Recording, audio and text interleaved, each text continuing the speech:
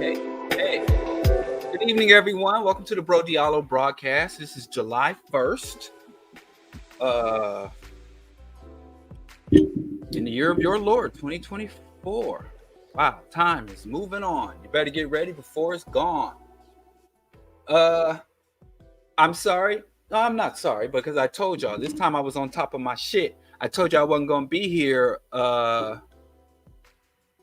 I told you I wasn't going to be here. That's a good question. But y'all coming with it already. But absolutely, there was a very powerful left in the United States and across the globe. Absolutely. And I'm going to kind of talk about that, but I do think that is a good point that I'd like to address. I don't even know if that was in my notes. But yes, there was a left at one time, and we take it for granted, and that's why you lose it. If you don't value it, you know, the leftism is like Mary J. Blige. You don't do it right, it's going to lose. Not only are you going to lose it, it's going to write a song about your ass. But anyway, last week I was in Kansas City. We had a wonderful, I let the streets know, one of my favorite places in all of Kansas City was the National World War I Museum at Tower Park, right across the street from Union Station. And it was wonderful. Had a great time. I told everybody, look, I'm gonna be there. My big homie OG was supposed to come through and do a walking tour, but he didn't show up. But it was all good. Had a brother drive all the way down from Nebraska, a local organizer and persecuted black man. I guess it don't really make sense to say persecuted black man because it's kind of synonymous, redundant.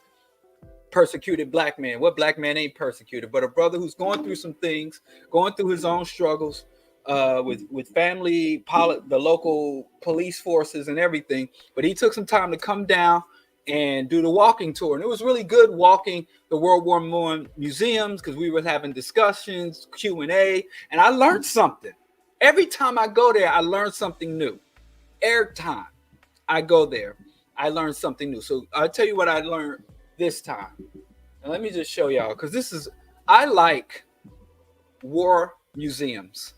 I like war displays. I don't necessarily like war promotion. I'm anti-war. I'm not a pacifist. I'm anti-violence. But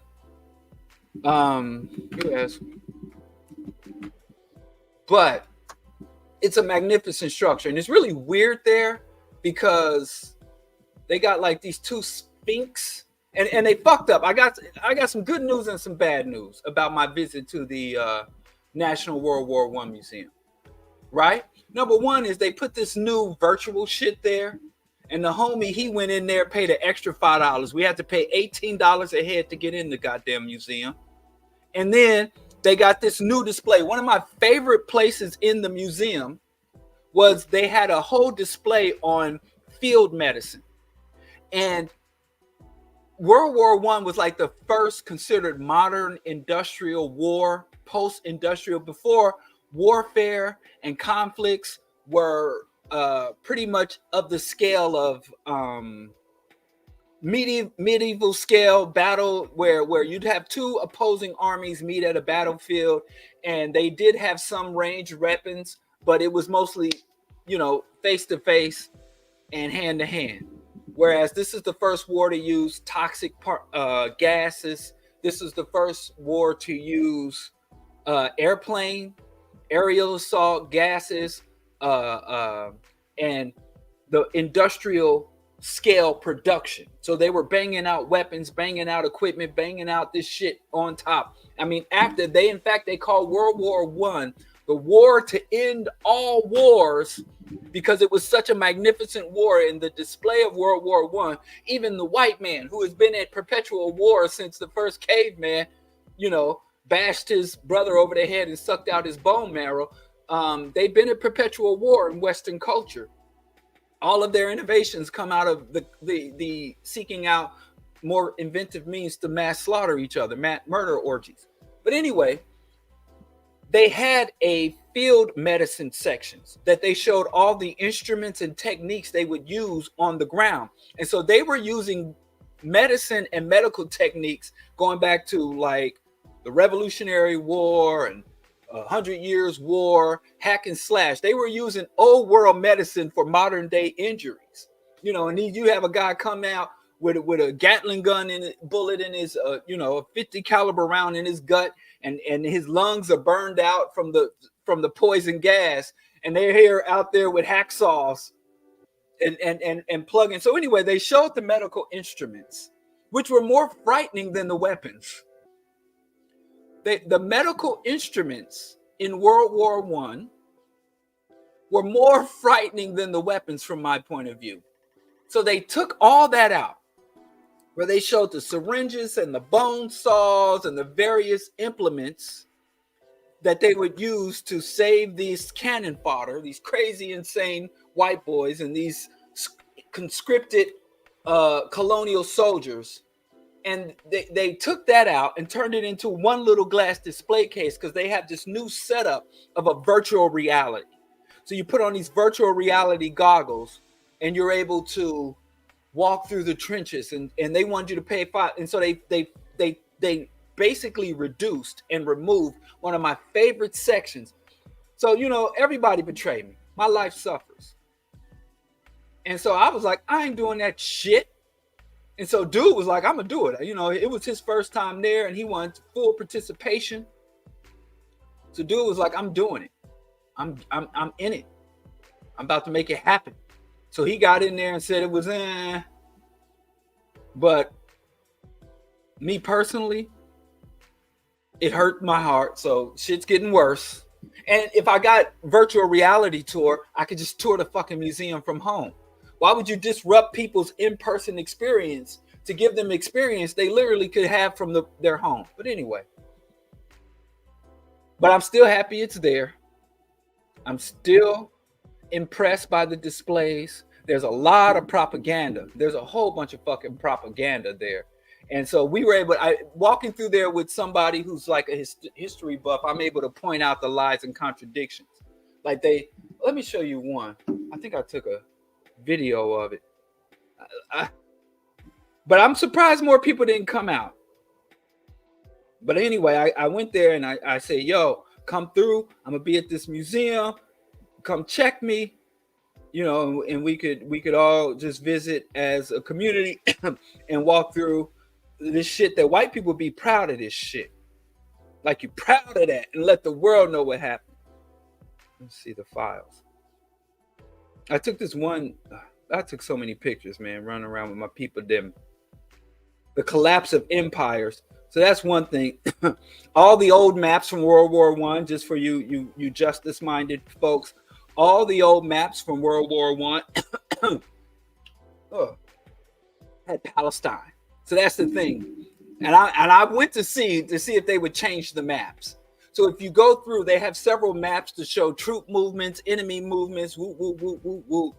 And every single map, because this was World War I, right? Early 1900s. They all had Palestine, Palestine, Palestine, not former Israel or the nation formerly known as Israel, nothing like that. So all of the maps from the era, they just got Palestine all up in your face. And I was genuinely curious to see if they would go through and fuck around with that a little bit, but they haven't. And this is Kansas City, not known for being progressive, let alone honest.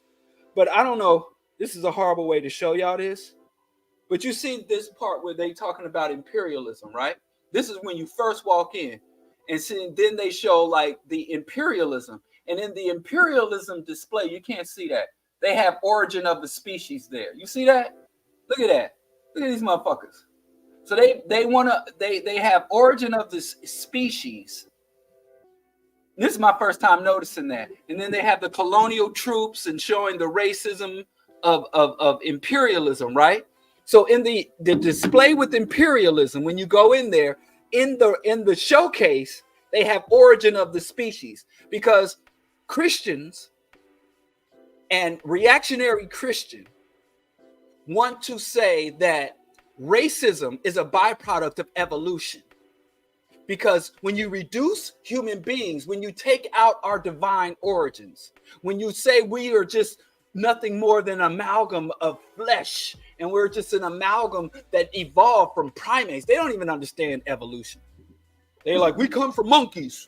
And we're just, you're no different than a monkey or a mosquito. And you just came from rocks. And so you have rocks and mud and water and lightning, and it made a living thing. And so they've been pushing this lie that origin of the species is basically, number one, it promotes Darwinism.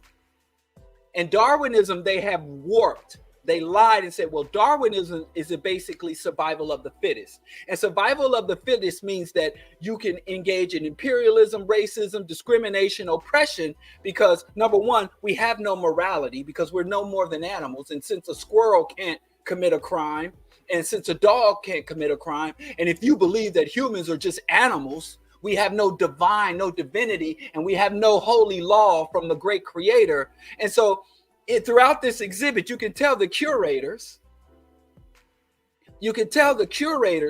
are it's in Kansas City, Missouri. So even though you've got historical, even history is prone to manipulation and bias.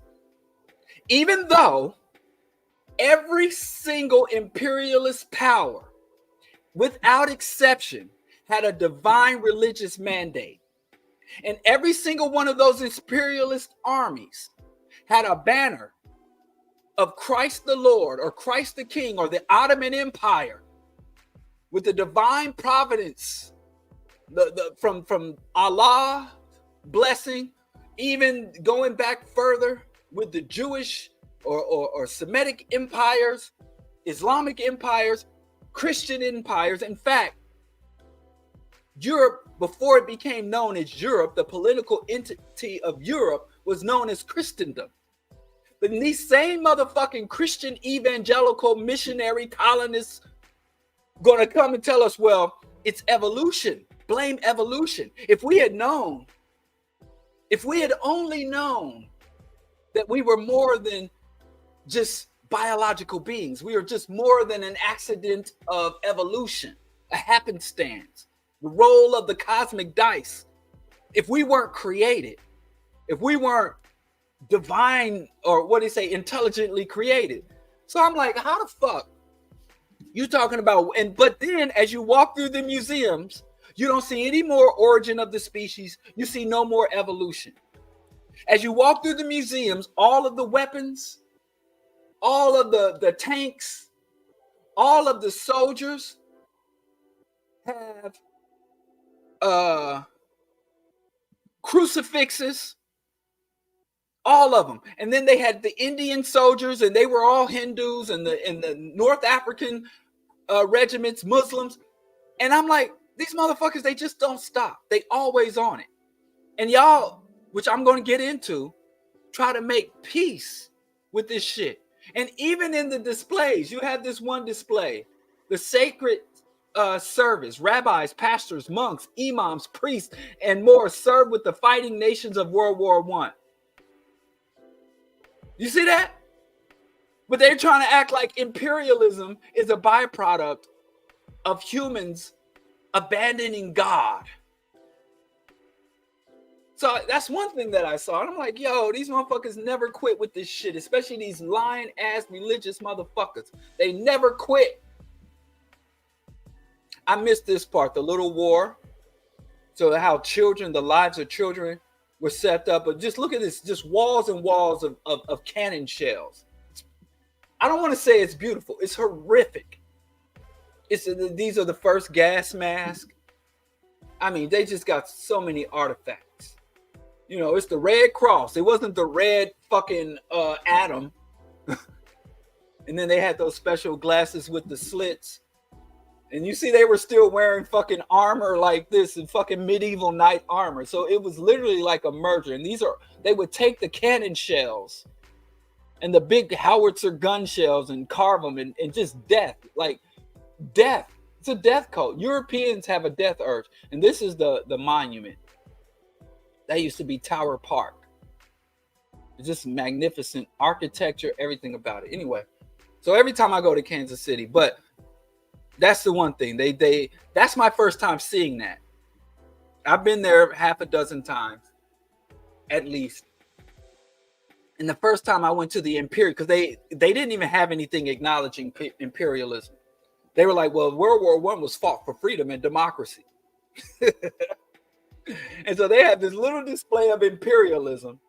And they were like, yeah, there was a thing of imperialism. Whoopsies. And and people were not treated fairly. And there were these ideas of racial superiority and hierarchy. But it's from origin of the species, as if these motherfuckers, every single one of these religions, Judaism, Christianity, and Islam, do not also have embedded racial, ethnic, national supremacism embedded in their own teachings. But I digress. Let me tell y'all what I learned. This is an interesting tidbit. If you're single and you're out here trying to holler and you're trying to get with a bookish girl or a bookish dude that's a nerd, this is what I learned. The word tank.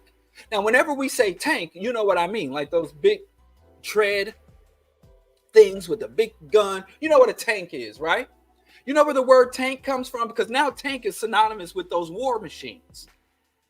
And so if I say homie's built like a tank, you're going to be thinking of that big, what they say, tread with the big treads, the big gun on the front. We all know what a tank is. The word tank came from espionage.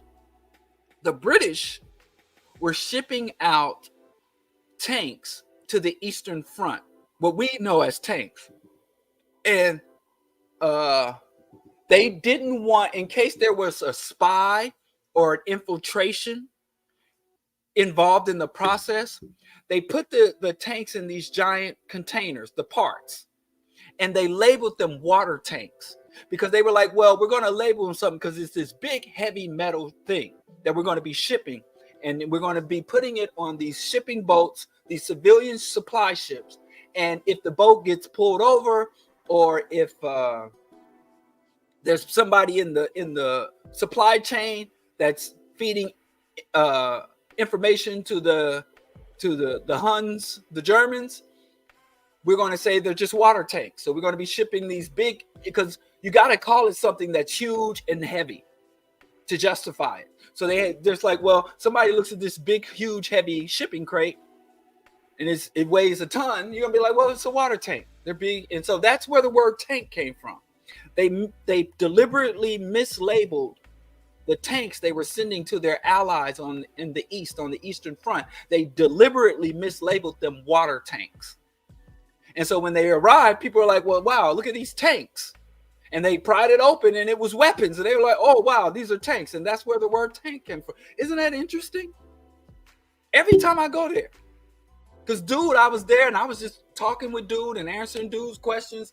And we was having discussions. And I'm like, I know it all. What you tell me? You know, I study white folks. Dick Gregory said we need to study white folks. So I was following Dick Gregory's mandate. But every time I go there, I learn something interesting. Was that worth $18? I don't know, to find that out, that interesting tidbit. But it was mad interesting. Because in my mind, I think of tank. I just think of something big and strong. But yeah, where did that word come from? Tank is short for water tank. Espionage. See how a lie becomes a fact? See how a lie becomes a fact. Anyway, enjoyed myself. Now I want to say some good news now. I enjoyed my trip to Kansas City. Good seeing my people. Good seeing my homies. Rip the Crip, OG. You set me up. You didn't set me up, but you left me hanging. What do you call it? You stood me up. You left me at the altar. What did I say? We were supposed to link up, but you busy. I got a homie who's got some farmland and he wants to move into independent agriculture and stuff. So at the same time, we had arranged to go to the museum. There was this farming convention or farming seminar for new farmers. So he had to go to that. And then, just a short visit. So I was just there over the weekend. So I couldn't do nothing. I was there Saturday, Sunday, Monday. So next time, or when you come back to Chicago. Anyway, I got some really good news. Shout out to Sierra Leone. The Sierra Leone Parliament has banned child brides. And it is an act of law. African women on the continent have been fighting to prohibit child brides in that country. It's not, you know, really, it's not even child brides, because this also applies to young men, right? Because in Sierra Leone, prior to this law, 30% of girls were married before the age of 14. And of that 30%, half of them were married before they turned 15. So child marriage is a serious problem throughout the world, actually, even in the south of the United States. And the Southern evangelicals are fighting hard to repeal the child bride or child marriage regulations and restrictions throughout the Bible Belt, Utah. So this is not a uniquely African phenomenon, but I am very proud and very happy. I've talked about this some years back on the BroDiallo broadcast about the phenomenon of child brides and women who aren't old enough to enter into any other type of formal contract, can't sign a lease, can't buy property, can't really enter into any other formal contract, even a transient temporary contract, but they are allowed to enter into a marriage contract. And there's an issue with even calling them child brides, where the more appropriate thing is called child trafficking. And what's really sad is, because it's so embedded in the culture, a lot of these girls' mothers were trafficked and given off to abusers, and so they're just perpetuating it. A lot of issues that ill affect women. I had a good friend, he was a Kikuyu from Kenya, and his father had converted to Christianity, and he had 2 daughters. And the daughters, so when his daughters were born, he said, my daughters will not be circumcised. They're not going to have a clitorectomy and labectomy. And so, and he, because it's patriarchal, he's like, my word is law. And now for me and my house, we follow the Lord. And one good thing that came out of him converting to Christianity, if it could be called that, is that he didn't want his daughters to go through genital mutilation. And so the aunties and other women but the young girls actually wanted the procedure, and he forbade them. And they felt that if they didn't have the procedures, they would be greatly limited in their options for a spouse as they got older. So the women of the family conspired to take the girls out into the country and have them have the procedure, and against the father's wishes. And then I have another young lady that I knew, that I had worked with over the years, and she had gone through the procedure, the genital mutilation procedure. And she said, if I ever have a child, we were young, we were all in our 20s then, but she told me without any hesitation, if my child, if I have a daughter, I'm going to take her back to Senegal. Or where's she from? No, Gambia. Where? No, I think she was actually Nigerian. She said, I'm going to take my child back. I don't remember. Like I said, we were loose associates. We were like working together on various projects years ago when I was in my 20s. So I don't know. West African sister. And she said, I've had the procedure. And when I have my child, I'm going to go back and have the procedure done on my child, because I had it, and this is our culture, this is our tradition. And imagine me trying to have a debate with this sister about the origins, the colonial origins. But anyway, it's the same thing with child bride. I was a child bride. I was married off to my husband at 12, and we have a good life, so my daughter can get married at 8, 9, 10, 12. So a lot of times we see these type of abuses, and we think to ourselves, well, these men with their young brides. But a lot of times, if to sustain any systemic abuse, you pretty much have to bring everybody on board. There's no cultural phenomenon, something that is embedded in the culture that is just exclusive to women, exclusive to men, exclusive.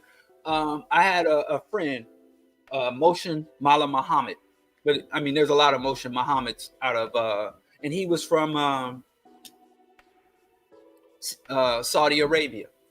And like I said, he didn't know women were oppressed until he came to the United States, because he said the women were the abusive ones, who would beat you if you didn't pray, who would beat you if you didn't recite the Quran. And he's like, the men weren't around, which is another issue. But he's like, the men, when I was growing up in Saudi Arabia, he came from a relatively affluent family. And he was like, in my case, the men were never around. You know, my dad would show up, impregnate one of his wives, and then go away. So when I think of Islamic abuse or Islamic imposition, to me, from my perspective, it's women doing it. You know, and then when I left my country and I saw how people viewed my country, and they were like, the women are oppressed in my country. And I learned about how the women are oppressed, but I wasn't around any women that I wasn't related to, because again, it's a theocracy. And the women who I was related to, they were pretty much in care of the young men and the girls, and they were very abusive. But they were abused, and they just abused, and everybody's fucking with everybody lower than them on the totem pole. So anyway, all I'm saying is, a lot of times when we think of patriarchy and abuses that are associated with men, when you look at the whole system and how it's set up, the goddamn churches, especially within religious women who have internalized the patriarchy, who have internalized the misogyny, who have internalized the systemic abuse, who have internalized the abusive and predatory traditions, often become culpable and allies and perpetuate that abuse. So anyway, all that aside, and that's why people want to talk about toxic masculinity, and I'm like, it's toxic society. It's toxic society. And I don't know how many more times we need a Margaret Thatcher or Golda Meir or some other woman to rise to the status that is once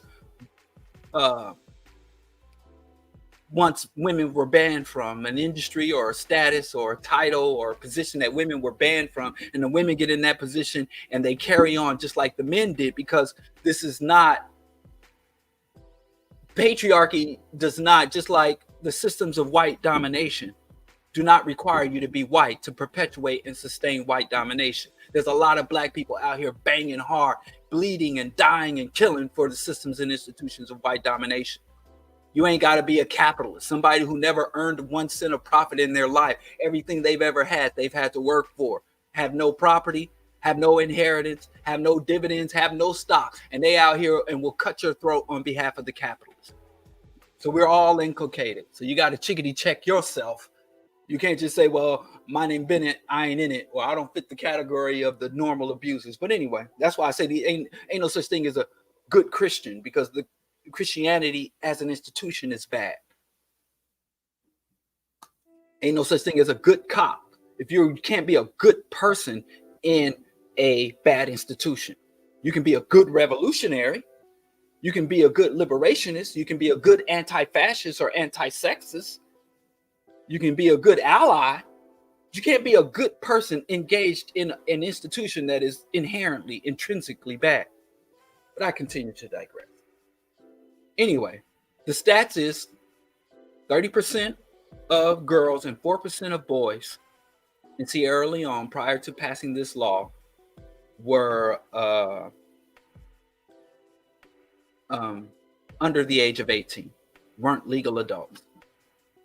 And like I said, of that 30%, right now, as the law passed, 800,000 girls, minor children, are legally married to adults. And half of that 800,000, 400,000 of them were legally married to adults prior to turn their 15th birthday. So Sierra Leone's like, yeah, let's wrap. And it was sisters. It was sisters who fought long and hard. It ain't like the United States. We think all problems should be fixed in one election cycles. I'm here in Chicago. I've been in Chicago for a decade, and we got all these systems of corrupt mayors. And Chicago folks been sitting down watching the Daily family pimp this city, use this city like their personal playground and their personal piggy bank. for decades. And then you get a progressive mayor, a liberal mayor, and they're mad at the late mayor because in 2 years he didn't fix over half a century of blatant corruption. And then you got black people showing up, I'll never vote for you again after they let Daley go back and back and back. And Rahm Emanuel is nothing more than a Daley, hand-picked Daley candidate. And so was Lori Lightfoot, handpicked. So you have over half a century of Daley rule in this city. And a year and a half of a liberal pro-union mayor and black. I mean, it's just simpleton, childish mother. And, you know, just some more information on Sierra Leone. Child marriages fuel high adolescent pregnancy rate in Sierra Leone, where tragically pregnancy complications are the leading cause of death for girls aged 15 and 19. Leading cause of death between 15 and 19, pregnancy. The new law prohibits all forms of child marriage and cohabitation. So you can't get around and say, okay, I'm going to bring this child in my house. And we're just going to live together. I'm going to mentor her, all this shit they say. And then when she turns 18, we'll go get the license. That's forbidden. That is sanctioned. So, you know, if you got a child living with you who's not your relative, that's cohabitation. That is also prohibited. So they, you know, there ain't no loophole, including aiding and abetting. So if, like I said, a lot of times these men and women will try to help the predator circumvent the law. So if you aid and abet in someone into procuring a child bride, you're culpable. It protects the best interests of children and ensures affected girls have access to counseling and safeguarding. The law amends existing legislation, including Child's Rights and Registration of Customary Marriage Act, to harmonize the legal framework on marriage and break the cycle of early marriage and its devastating consequences. And it also has addendums that deal with education of young girls. Because a lot of brothers even here, you know, it is weird as, you know, it's not weird. It's pretty much typical. Places like Sierra Leone, formerly colonized nations, are advancing. Really, they're really going back to our African traditions. And then the so-called civilized and civilizing West is regression. So there was the Hands Off Our Girls campaign. And so for all the issues, and now there's campaigns in Tanzania, Zambia. So anyway, this is some good news. I was reading about this earlier. There's this page, I've shared this before, Girls Not Brides. If you want to learn more or look at places that are still dealing with this shit, girlsnotbrides.com. And this pretty much talks about child marriage all over the world, but it is Western oriented from a Western point of view. So like, if you really want to make a contribution, you have to go to like activist groups on the ground in Tanzania, Sierra Leone, and other places, Senegal. You have to go on the ground to help those. But this is a good resources because they do have the research and data, you know, place. But I wouldn't encourage you to contribute. But Girls Not Brides, I'll share that, is a good resource, which I was getting the info and I just check in there from time to time because, like I said, there's so many fucking issues. It's good to have some good news from time to time. It's good to have a win. So shout out to Sierra Leone. If you can share that across socials, show them that the African diaspora is proud of them, and the African diaspora supports Sierra Leone. If you know anything about the history of the Sierra Leone, and we actually brought a child soldier here years ago. He wrote a book, and he went on to what was a child soldier's experienced atrocities, and he came here, and we took him to Roosevelt University to give a public talk. So I've been, and you know, Fode is there on the ground doing work on the ground. So shout out to Sierra Leone. shout out to our brothers and sisters, doing the social justice work. There's a lot of work to be done on the African continent and throughout the African diaspora. And in the name of Pan-Africanism, whenever there's something going on anywhere in the world that Africans are engaged in that is worthy of acknowledgement and celebration, because we constantly sharing all the tragedies and atrocities. And I'm not saying share good news and share inspiration. I'm saying share everything. And when there is something worth acknowledging, I do think it would be a good thing if the activists, the freedom fighters, the advocates, and the legislators, the politicians who brought this forward could see that there's a international acknowledgement and celebration for when you do something good, because they love to overlook this shit. And we know Western media, they want to cover anything that's negative on the African continent, anything that is justification for their military incursions into the continent. So moving on, that's some good news. I don't get to share good news too often, but when I've come across it, I'm gonna put it out there and boost it. I have one more thing to say, and then we're gonna talk about what we came here to talk about, and I'm gonna go and try to do Q&A. I did some self-examination. I had to look into myself. I had to look deep into my heart, because I'm like, this Kendrick Lamar cat did everything in my power. I have to admit,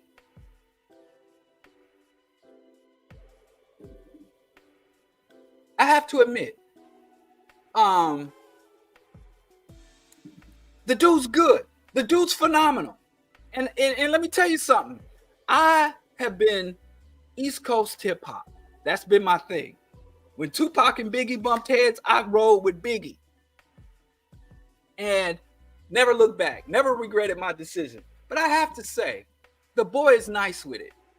And I was driving to Kansas City, and I was on them back roads in rural Missouri. And my wife put on like the whole series of Kendrick Lamar songs. So Family Matters or whatever, and Meet the Grams, and They Not Like Us, and she's playing it. And so this is the first time I've ever sat, because I'm stuck in a car with my whole family. And so I'm just listening to the songs back to back. Yes, pun intended against Drake. So I'm listening to Kendrick's disses back to back, and I'm like, the dude he's good on the mic. And it pains me to say that, because I want New York to retake the crown. New York, fight back. And I was there with that other thing where he battled Papoose. But anyway, he's nice with it. He could rap good, and I give it. And even if I don't like a person, I don't like Cuddly Mike. I do not like Cuddly Mike. I don't like what he advocates and stands for. And my problem with Cuddly Mike is, shout out to Kwame Ture. He just had a birthday, ancestral realm birthday. Cuddly Mike, as Kwame Ture said, a half truth is more dangerous than a full lie. So chocolate coated reactionary politics. So a dude can't go sit across from NRA and advocate for NRA and capitalism and banking and then talk about liberation. We're going to get more into that, because that kind of segues into my thing. But all I'm saying is, not the biggest fan of Cuddly Mike. And my main issue with Cuddly Mike is because I think the dude got the potential to be better, and he ain't. But I think a lot of times his politics come up against profit, and whenever it's he can be as political and radical as he wants, but as soon as that politics slaps up against profit, profit beats his politics. Maybe if I had that kind of sense, I wouldn't be struggling. Speaking of which, politics and profit, please make a donation, but I'll wait later. I'll just let the thing go across the bottom and let y'all know I'm struggling over here. Kick a brother down. Anyway, what was I saying? So a half truth is more dangerous than a full lie. So Kendrick has he's really talented, and his music is infused with uplifting, progressive, positive ideas. But also, there is a core that is rotten as fuck. And I've talked about from him wearing that crown of thorns full of Tiffany blood diamonds. And now The most latest thing. And this when I'm like, they're not like us. And I'm like, yeah, man, the dude's good. I gotta give it up, man. As much as I want the East Coast, I want that bringing back that old New York rap. You know, I want a return to the boom bap. And I want New York lost the crown to the South, and then first it lost the crown to the West Coast, and then the from the West Coast, the hip hop crown went to the dirty South, and then the dirty had the crown forever and a day, to the point where East Coast rappers was mimicking and pretending to be from the South, and then so the cycle should have been New York, West Coast, dirty South, back to New York. But then when the crown was working its way back to New York, Kendrick intercepted the crown and took it west. So and the West Coast is getting its second go around to this shit.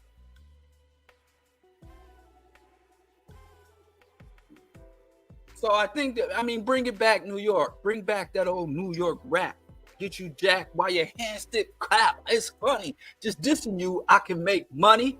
So I'm gonna go back and listen to my old East Coast. Go back and listen to Ready to Die. Go back and listen to My Philosophy, Boogie Down Productions, Mobb Deep. I just go back and listen to that shit and wait for Pop Smoke. Y'all can have, listen, that fucking New York drill rap, that set tripping color shit in New York don't fly. One of the best things about New York, when I first went to New York, I think my first time setting foot in New York City, 87, 88, long time ago, where cats in my hood was already tripping over colors and shit. I could go to New York, 1990, spend the whole summer in New York and put on a red bandana and walk up through any neighborhood. And I remember when Mos Def was like, it's Bloods and Crips in New York. In the 1990s, it's Bloods and Crips in New York. And I thought to myself, not New York City. The way New York City is configured, you can't do drive-bys. You can't. You better off doing a walk-by. Because if you ever drove a car through New York City, them narrow-ass streets, New York City is so old. When the city was erected, there were no cars. That city is built for horse and buggy and pedestrian traffic. That's what makes it so wonderful. It's a horse and buggy pedestrian city, and you think you're gonna, spin the block?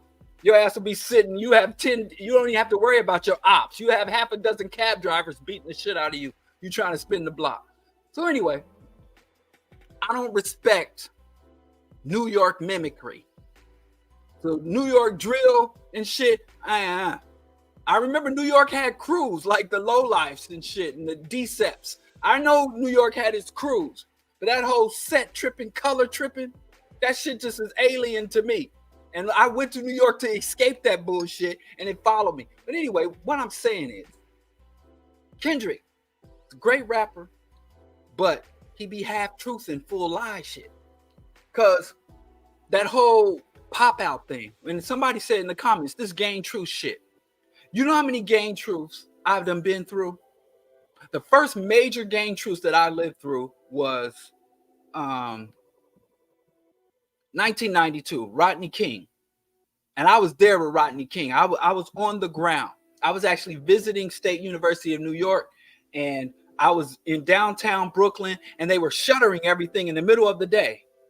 And it wasn't even a college tour. I was going to take the entry exam or placement exam. So I went to New York to take this entry exam into the radiography program. So I went there to take the entry exam because it was 92. So you couldn't take that shit online. You wanted to enroll in that program, they only had so many slots. You better get on a plane and you had to show up for shit. Nowadays, you can go on the computer and take an exam anywhere in the world. So I flew there and I'm like, who cares? Spend a week in New York, take this test, ace it like I do, and then fly back to Kansas City. And there was a fucking uprising. There was a full-scale rebellion. Delayed my flight and everything. So I was on the ground there. And by the time I got back to Kansas City, everybody was like, truce. And a lot of my friends were banging and slanging and in that shit. And I'm like, wow, there's a gang truce. And that was the first and only time I got tricked. I was fucking fooled. I'm like, wow, there's a gang truce. This is wonderful. And I could walk up in any neighborhood. That shit was not real. If you lived in East Hills Village, you better not get caught on Paseo. You was off 75th and Monroe. Don't let them boys up on 57th Street. Them road dogs, don't let them niggas catch you. For real, they was talking, oh, it was all gang truce. And I really thought, yeah, I can go over to 57th Street. And I wasn't in, just living, just knowing you ain't from over there. Like, hey, it's a truce. That was some bullshit. But let's pretend like it was real. And I thought, man, this is really great. We got a gang truce. Peace in the hood. Peace in the community. But then that shit unraveled as quickly as it came together. And then I thought to myself, speaking to people I grew up with and people who were caught up in that gang shit, I never had a conversation where a dude that was in the streets, even I should probably have I got to call my older brother. He was a Pomona Crip, and he's quadriplegic. And as you see, if you know anything or you follow gang culture, it ain't just black gangs, but also like the Latin gangs. A lot of times your biggest threat comes from your own gang. And that Crip Mac guy who's the viral sensation, Crip Mac. Crip Mac! We saw him get his worst assault and his worst beating by his fellow 55th Street. And my brother, who was a Pomona Crip, was shot 5-6 times, and he's been a quadriplegic for the last 20 years, and he was shot by his fellow set member. So when you talk to people who are involved in gang lives, I've never heard somebody say, man, I wish we could have a truce. I wish we could cease hostilities between neighborhoods. They always tell me, I wish I could get out this shit. I wish I could get the fuck up out this shit. So I started, after the first gang truce, I've been through like 4 or 5 major nationwide announcements of gang truce that don't last long enough for you to even write or note in the history book. But I always started saying, no, we need gang amnesty. If these gangs were really serious about peace, the leadership and the rank and file members would come to the community and say, hey, anybody that's been banged in, anybody that's affiliated, you can walk away from this shit scot-free. You can walk away. Then I'll be like, they're serious. Gang abolishment and gang amnesty at the very least. A truce means nothing. When you are in an ongoing conflict, when you reach a truce, what that means is both sides are retracting. And what happens in that retracting stage is that you build up your armaments. You reconfigure your battle plans. You lock down any unsustained territory. Truce are temporary. By definition. Go look the shit up. And who gives a fuck if there's a gang truce and your loved ones or the youth in the community stop dying for a week or two? By definition, a truce, an agreement between enemies or opponents to stop fighting or arguing for a certain time. And generally, when a truce is negotiated, it's generally the leaders negotiated. The soldiers can't. If you're a soldier and you go up to another soldier and say, hey, let's have a truce, they will fucking execute you for treason. They will murder you for treason if you rank and file soldiers and fighters are not allowed to call a truce or an armistice. Only the commanders, only the leaders, only the top brass, the generals, with permissions from the political leadership, if it's a civilian government or if it's a military dictatorship, only the generals call a truce. And literally, if you read books like All Quiet on the Western Front, since we're talking about World War I, they would call an armistice or a truce. And the soldiers from both sides of the pit of the trenches would come out of the trenches. And they would sit and drink coffee and trade and play cards. Opposing soldiers would sit and play cards. They show off pictures of the girls they left home and be having conversation and chilling. And then the horn would go off and there'd be an announcement from the field commander. Okay, the truce is over. And all the soldiers would run back to their ditches and start trying to kill each other again. Fuck a truce. Fuck a gang truce. We need a gang amnesty or gang abolition. If you're really saying, listen, we saw this Rodney King, we see racism, we see the community rose up in solidarity, we're going to abolish this shit. And another thing, when you have a gang truce, it frees up the gang. What do gangs do? They don't just fight each other. They traffic drugs and women and arms. They engage in extortion. We all know. We all seen Goodfellas. And black gangs ain't nothing but mimicry of white gangs. That's where we learned that shit from. Gangsterism is a European cultural tradition. La Cosa Nostra. The fuck, go back before that. The Roman centuries, the knights of the Round Table. These were gangs. These were thugs that preyed upon the civilians. So when they call a gang, okay, we're not going to shoot at each other, but there's a whole myriad of predatory crimes committed against communities, poor people who don't have the resources to get the fuck out of that territory or get the fuck out of these zones. They still prey upon. What the fuck is a gang truce? Seriously, somebody explain it to me. So I would say, so when we keep following, how many gang truces have you lived through? How many gang truce announcements? So it's been 1992 was the last time, over 30 years ago, was the last time I got played or suckered into. And I turn on, and it's 1992. Rodney King uprising, Rodney King rebellion, big time gang truce. And I'm like, yeah, and I fully supported it. And I go up to my brothers that was in the street and tell them how proud of them I was for about a week and a half. And from then there, I've been saying, why don't we call for an amnesty? If you're really about peace, let these brothers, let my people go. Let these young men say, I'm done. I denounce or renounce my set. I denounce or renounce these colors. I'm done. In the name of peace, since we truced.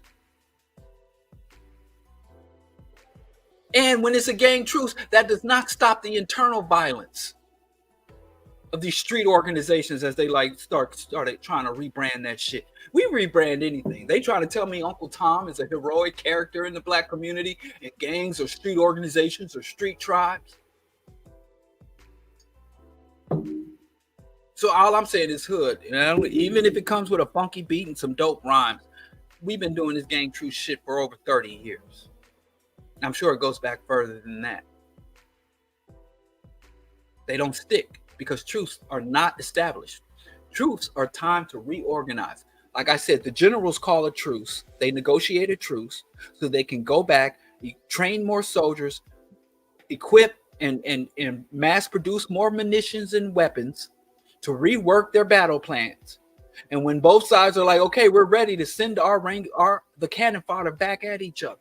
You know how many truces were called during World War I, World War II? Right now, there's a truce between North Korea and South Korea and a demilitarized zone. They've had a 40-year truce, and they all got fucking nukes, and they aimed at each other.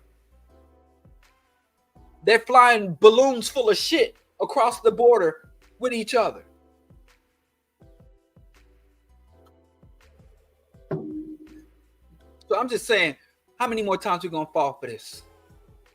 I'm gray in my beard. I had a head full of dreadlocks and not one gray hair on my face when we was talking this gang truce shit. And how many young black men and women are dead between 92 truce and the 2024 truce? How many bodies are stacked up? How many, and for every dead youth, every dead gang member, every dead innocent bystander, there are literally dozens of maimed and crippled, broken bodies who are physically disabled from the violence. Colostomy bags and wheelchairs. And for every one of those people who aren't killed but maimed by the violence, there are literally thousands of people psychologically harmed. And we still dancing and celebrating gang truce. I did it out of pure ignorance. Oh, there's a gang truce. Rodney King, we had to, what did the dude say? One time tried to clown, so we had to burn this shit down. And Tupac was in the street through LA shooting guns in the air, and we riot, yeah, rebellion. We're going to have a truce. We're going to show love to each other. We know who the real enemy is. It ain't just here. Say, did the same thing with the factions in South Africa. The Encantas and the various factions in South Africa that were banging on each other. And they called truce and said, let's fight the real enemy. But anyway, so every time I look and be like, man, respect. And I don't know what Kendrick Lamar, but everybody's like, he had Crips and Bloods dancing on the same stage. And we celebrating that. What the fuck? I mean, but those who don't remember history are doomed to repeat it. Anyway, this is Diallo show. Like, share, subscribe. Let me pass around the digital plate. We hurting over here. I don't know why. Thank you to everybody that continue to support, but the support is, I don't know. I guess anything I get, I guess I'm not worthy. I don't know. All I'm saying is, if you value the BroDiallo broadcast, please take it upon yourself to be a supporter. I don't have any sponsors. So I am people supported. I'm by far and of the people. So the show will be as long as people deem it worthy of supporting. You know, and that's all I'll say. So there are several ways to contribute: Patreon, CashApp, Venmo.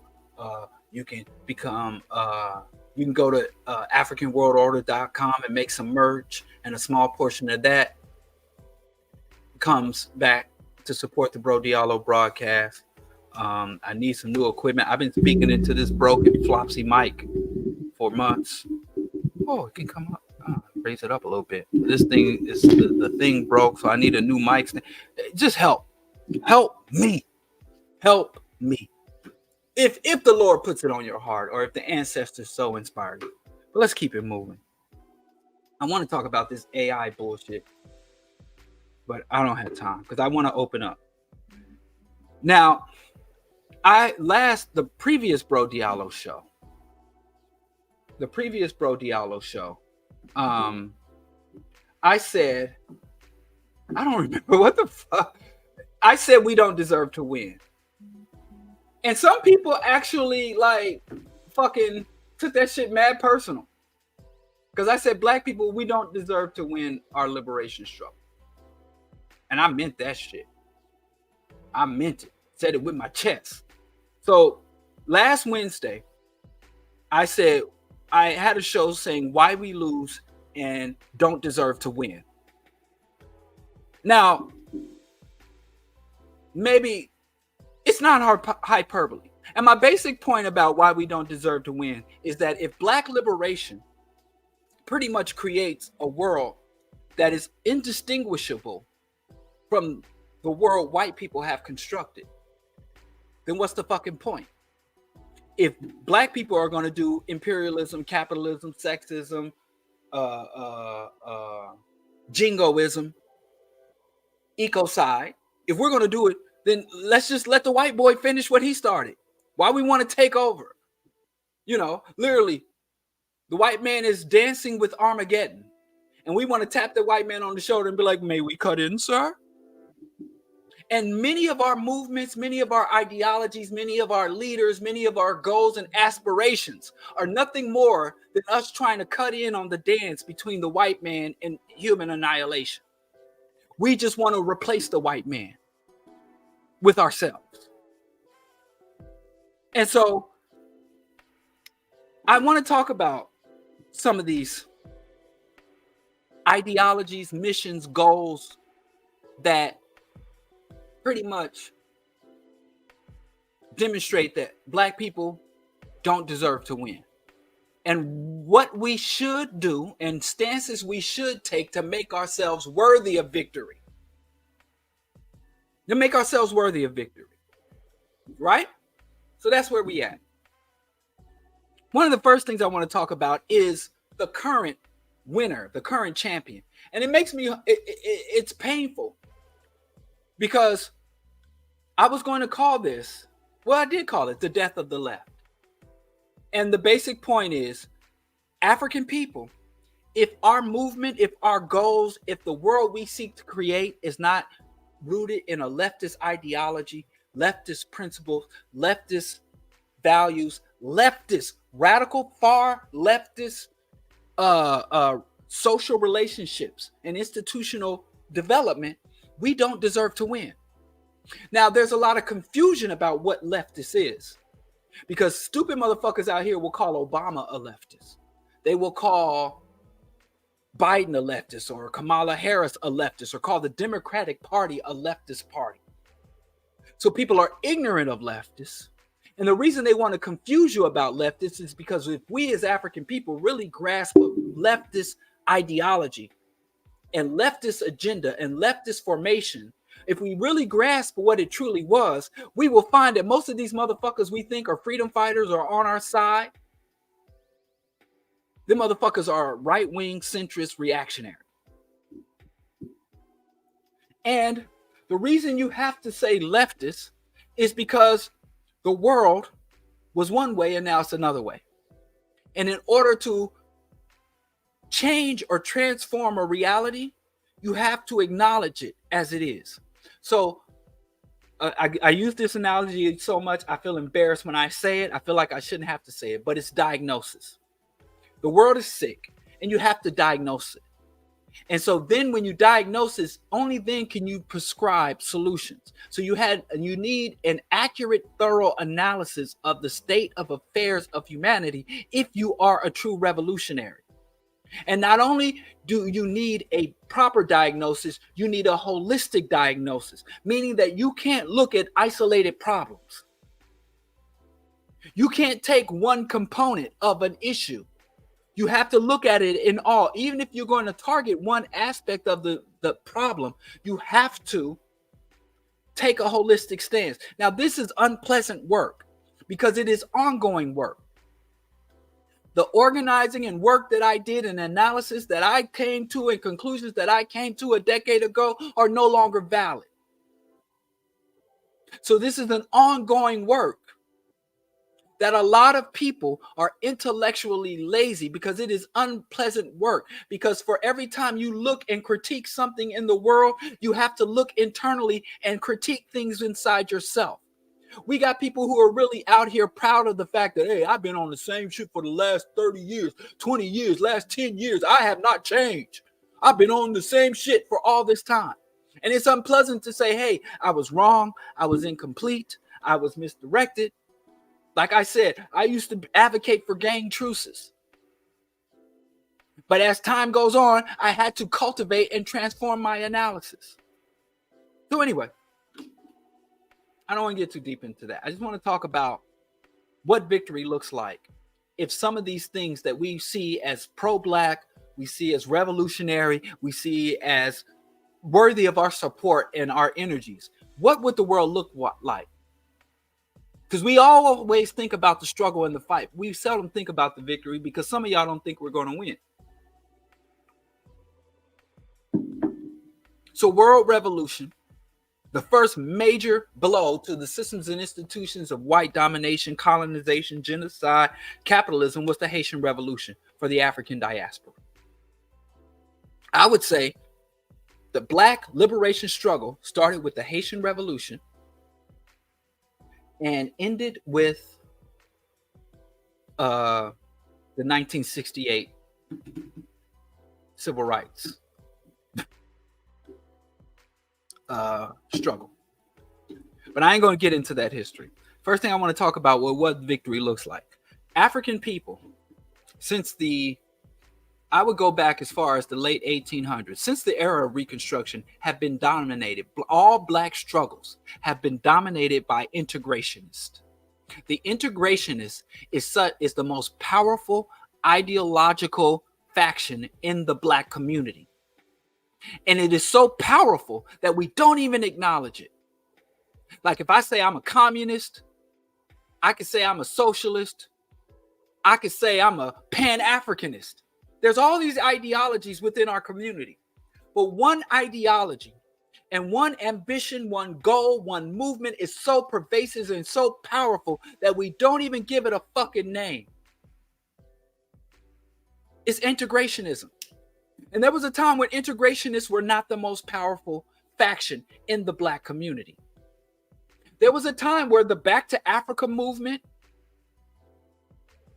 or the movement to secure independent territory, Black separatists, were the most powerful. The biggest organization, Marcus Garvey, founded the largest single organization, and it was the repatriation and Black independent territory.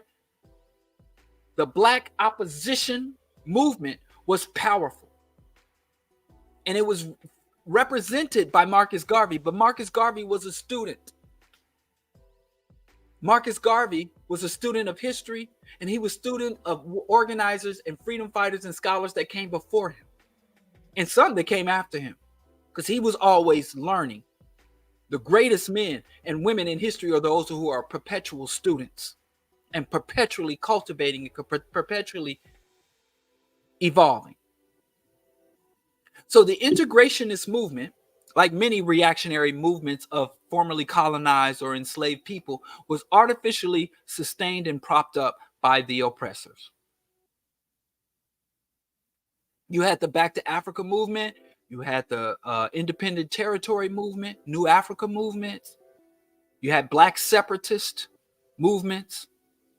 And I'm not a Black separatist either, and I'll tell you why later. But the integrationists are the vast majority of Black people. And integrationists have infected every other component of Black liberation struggle. And so we call it the civil rights movement or justice and equality movement. And now we got the new prosperity ministry, prosperity gospel. And the basic fundamental concept of the integrationist movement is Black people, wherever they find themselves in the Western world, have our status, our dignity, our humanity acknowledged and respected by the governing bodies. So Black integrationists in the United States, in the UK, and Latin America simply assert that if I am a US citizen, then the Constitution, the Bill of Rights should fully apply to me. And the enforcement agencies, whether it be the police, the IRS, or the FDA, should fully act according to their obligation and their role within the Constitution. Also, there are protections and provisions set up within private industry, as private industry, multinational corporations or small companies are either sanctioned or set up through the state licensing or federal mandate. And because they engage in commerce, they can be overseen by the federal government. Therefore, private industry, both the public sector and public government and the private sector, should fully acknowledge my humanity and treat me as a full-fledged and worthy citizen of the United States or whatever other territory you find yourself. So they are fighting for their civil rights, they are fighting for their human rights, they are fighting for their equal opportunity, equal representation, equal access. So you have these systems and institutions of global white hegemony, the nations, the institutions, the NGOs, the World Bank, the what you call it, motherfucker, the UN, all these things that were set up as white people embarked in global conquest of the world and established what is called a new world order.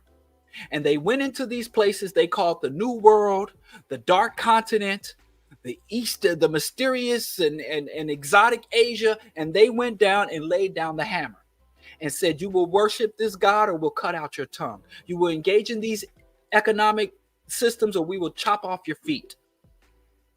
You will accept these treaties, these agreements, or we will blockade your country and starve you to death. So through relentless violence, the white people, your people who identify as white Europeans, set up a whole new world system. And then two groups of white people Two groups of racist white people set up, had opposing systems. And there were these two world powers, and we're going to be communist or which wasn't communist, but they call themselves communists. But we believe when communists say they're communists, we believe them. Now, we're sophisticated enough to know that when a white man says, I'm a democracy and freedom, we be like, you full of shit. You ain't democracy and freedom. You a lying motherfucker. But when a white man stands up and say, I'm a communist, oh, he's telling the truth. This is why this motherfucker's right. Stalin. Yeah. If a white man says he's a communist, he's absolutely telling the truth. But if the white man says, I'm for free market, equal opportunity, and democracy, we're very quick to be like, y'all some lying motherfuckers. Let me tell you, white communists can lie just as readily and easily as white capitalists. But that's another discussion. But anyway, there was this half-century conflict between two bipolar world with two superpowers, and that was all bullshit. That was all propaganda. That was all a fucking lie. At the same time, they were talking about, Russia, the Iron Curtain and the evil empire. They were shipping grains and data back and forth. But that's another white lie that we can't get into right now. But let's just say this is the world as it is. Black people want to integrate into it. We want a colorblind society. We want to be judged by the content of our character and not the content, not the color of our skin. But let's say that. What does victory for the integrationists look like? Because whenever integration fails, the integration says we need more aggressive integration. We need more enforcement of integration. We need more widespread integration. We need more groups added into the integration. First, black men. Okay, bring on the black women. Okay, bring on the black LGBTQAI. Okay, bring on black disabled. Okay, bring on black migrant. You just keep throwing more people into this fucking fire of integration, and pretty much we'll douse out the flames with our blood. Integrating into a burning house. But let's see, what does integration look like? And if you want to know what full integration into European society looks like, where they no longer look at our African features, our Nubian features, our Africoid phenotype. They no longer look at our hair texture and our skin color, or the way we talk, our vernacular. Every white man wakes up tomorrow and is unable to distinguish between an African, an Asian, an immigrant. We're all fucking integrated into this system. The white man as the ADOS movement, the foundational black American, let's say they get every fucking thing they want. Right? What would that world look like? What would victory of the integrationists look like? All the fuck you got to do is look at monoculture European society. For the vast majority of European history, they were just them amongst them. How did Europeans behave when it was white, pun white, pun white, pun white? When it was all white folks. When a white man could wake up in Europe, Central Europe, parts of Asia, when a white man or someone who identifies as white could wake up, walk out his house and walk 100 miles in any fucking direction and not see anybody but another pale-skinned person. How did the fuck did they behave? Was there slavery? Was there genocide or fratricide? Was there colonization? Was there mass murder? Was there burning at the stake? Because all the fuck they're going to do if we're all made equal, okay, we're all white now. There's no more racial discrimination. Black people are fully integrated. But are you a Christian? Oh, yes, I'm a Christian. Are you a Protestant or a Catholic? Oh, I'm a Protestant. You Lutheran or Methodist? You know. Do you believe in transcendentalism? Let me tell you something. Equality and full integration into the system will not spare you any of the atrocities that you've endured. It would only change the motivation and justification for committing the fucking atrocities against you. I'll say it again. Black people, if we are fully integrated into this system, it will not end the abuses and atrocities committed. It will only change the motivation and justification for the atrocities. When they got no natives, when they got no Asians, and I'm using natives and Asians, I really want to say the slurs. When they got no C words, no S words, No I words, no N words. And you think the N word, they got slurs for everybody. For them to abuse and slaughter. They start to cannibalize each other. Ireland, white as fuck, fought an 800-year war of anti-colonial war. Bombings. The Irish British prison, there were people with the whitest flesh. People so white you need them eclipse glasses to look directly at them. The whitest white people, red hair, blue eyes, green eyes. Caucasus. Caucasoid is the Caucasoid, King Caucasoid. And they were fucking literally locking these white people up in cells and starving them to death. So we know we won't be free from colonization, discrimination, mutilation. They were burning their own grandmothers at the stake as heretics and witches because she went out in the woods and got some herbs and dandelions to put on somebody's wound.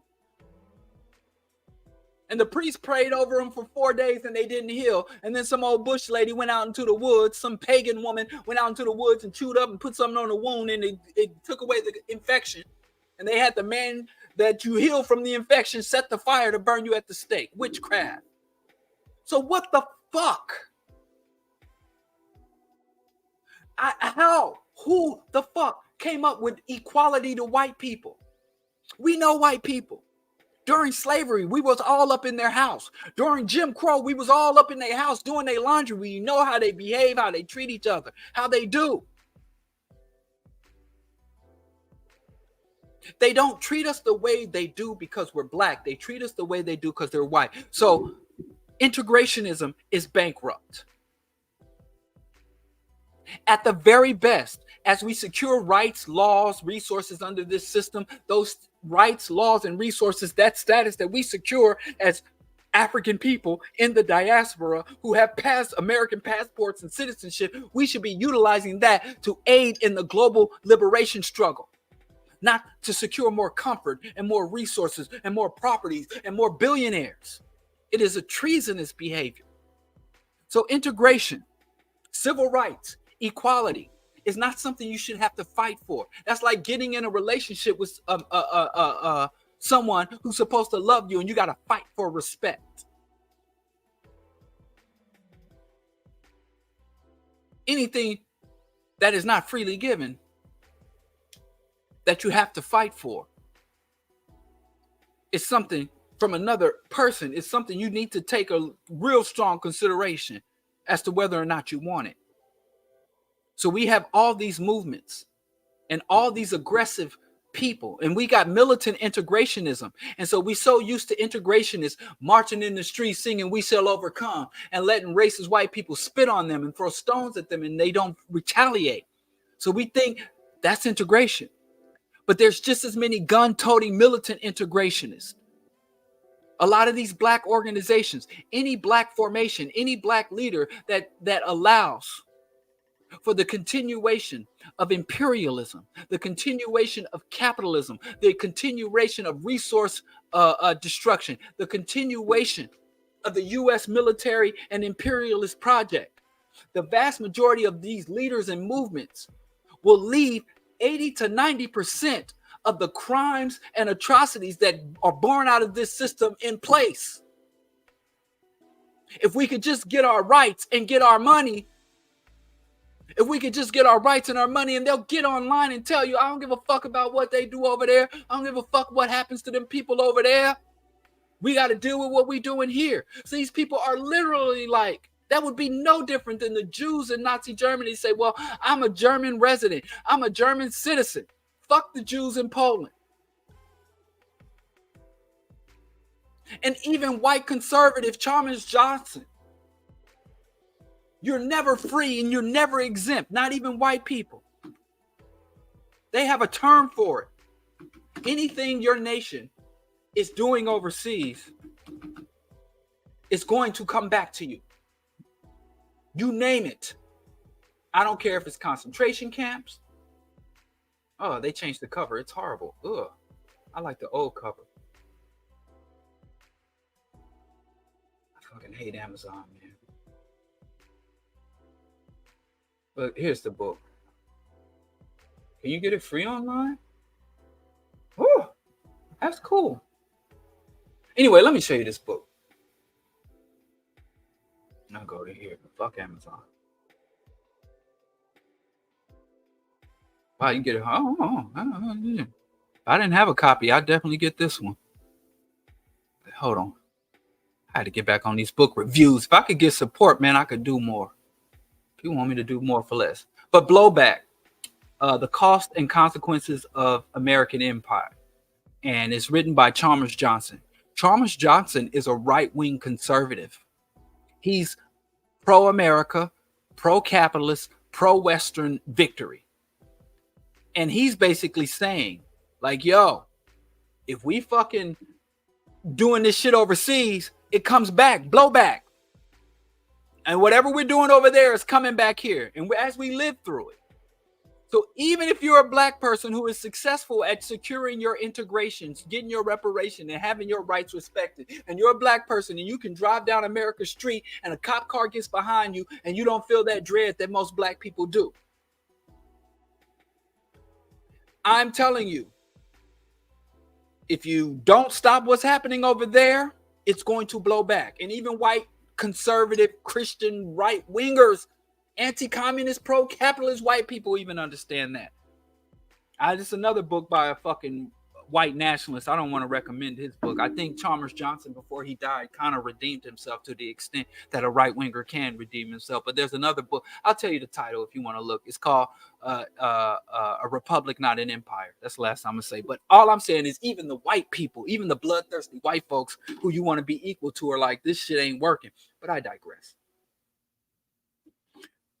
So integrationism is so pervasive, it's like air. You don't fucking notice it.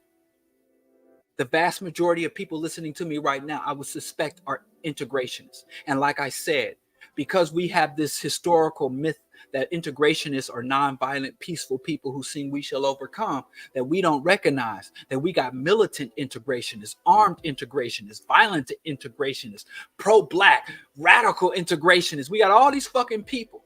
But when you distill down what they're asking for, they're just asking to live as white people, to consume as white people, to navigate the world like white people do. They want to be black-skinned white people, and that fucking dooms us. I told you the criteria: anti-capitalist, anti-imperialist, ecological.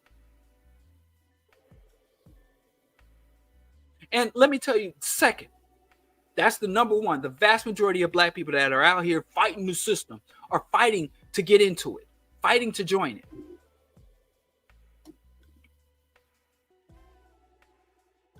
When our goal should be to dismantle, to dismantle, to take down, to reverse, to restructure, not to become a part, not to succeed.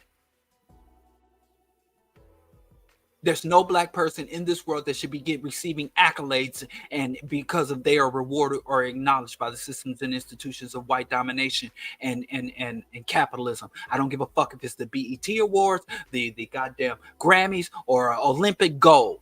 What the fuck are we celebrating that shit? The only black people that are worthy of our special acknowledgement are black people who demonstrate some competency in their resistance to this system, not how they elevate and achieve within this system. There's no European or Arab that could go to the African continent and win some specific acknowledgement from Africans, and all their people back home going to acknowledge it too. I don't give a fuck. I don't understand the Olympics. I don't want to get into the Olympics, but it's a goddamn shame that Africa has the lowest level of gold medals. I was looking at this fucking race, and there's like this 6 foot something black woman running like the wind. I mean, this woman is moving and phenomenal. And people are like, look at that Belgian woman run. I'm like, that's not a fucking Belgian woman. I don't give a fuck where she was born or what title or what is on her passport. How can you look at that African woman and call her a Belgian? We're out of our fucking minds. That's like Bobby E. Rice said, told us that 20 years ago. Mindfuck. You got these black kids playing for the fighting, what do they call it? The Fighting Irish? What school is the Fighting Irish? And it was 5 black boys about to win the championship running down the lane and people screaming, the Irish, here come the Irish, here come the Irish. 5 black boys. Are y'all fucking crazy, man? Y'all out there. That's integration. fucking have you. Integration, assimilation is erasure, is self-elimination.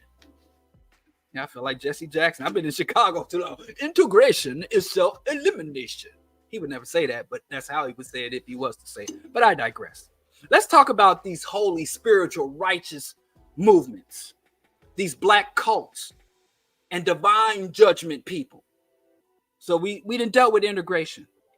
While we don't, if we are engaged in integrationist agendas, movements, leaders, organizations, we don't fucking deserve to win. We should not be seeking to integrate in this system. It is a lost fucking cause. Secondly, these religious militant organizations. We got the Hebrew Israelites that are growing, nightmarish cult, the Nation of Islam, which everybody wrongly associates as a revolutionary or resistance organizations. Several of other liberation theology, like what the fuck is that? Liberation theology, and we got a lot of kente cloth and black Jesus and myths that Africa and religions of Africa, Christianity is an African religion, Islam was a black man's religion. Let me tell you something.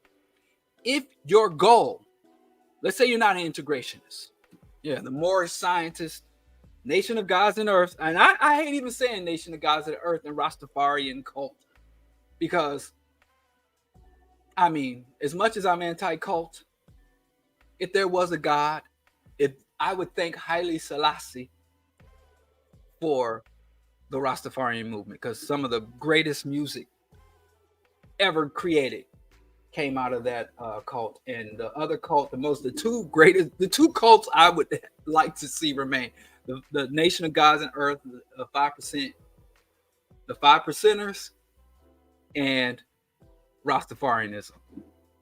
At least can we keep the music? I mean, I gotta work on myself. But here's the bottom line. If you go and read, I don't care what it is, any type of Islamic, Christian, and various sects, their goal, well, the 5% Nation of Gods and Earth is a little different, but ultimately, they teach that salvation comes from on high. These militant religious organizations, the Hebrew Israelites, as they get up there and they go on these street corners and scream at white folks and call them devils, if you go and read their literature, if you go and read their scriptures, if you go and read, their solution is Yahweh is going to come and punish our enemies. Allah and his messenger is going to come and redeem us as a people. These people, and our real mission is to submit to the higher power, live good, godly lives as the higher power dictates to us. And when the higher power deems us worthy, some supernatural divine force will come down and free us. Or even if it doesn't come down and free us, when our physical life ends, there will be some reward in the hereafter, in the afterlife. That is reactionary, that is regressive, that is harmful. It is it is the most harmful, the mythology of an afterlife or eternal life. Let me tell you something. Anything else in the world that you see as eternal and unending, you take for granted. The things that we hold as sacred and special are things that are rare, things that are limited. So the fallacy, the myth, the lie, the delusion that humans will have access if we take certain steps and we refrain from certain behaviors, follow certain dogmas, or submit to certain systems, we will have eternal life. And if I believed that there was an eternal afterlife, why the fuck would I waste time in the temporary life? It causes people, nobody has more disregard for life than people who believe that the life is eternal after they die. There is no way that you can logically believe that an afterlife is real and still hold the biological life in high esteem. That's why they say the flesh is unclean. The flesh is dark. When you go, I've gone into some of these old 1,000-year-old churches, and when the person would die, they would leave their body above ground for their body and flesh to rot away. And then they would have the monks or the nuns come in and strip any of the excess tissue off the bone. And then they would bury the bone or put the bones in because the flesh is unclean. The flesh is sinful. The flesh desires.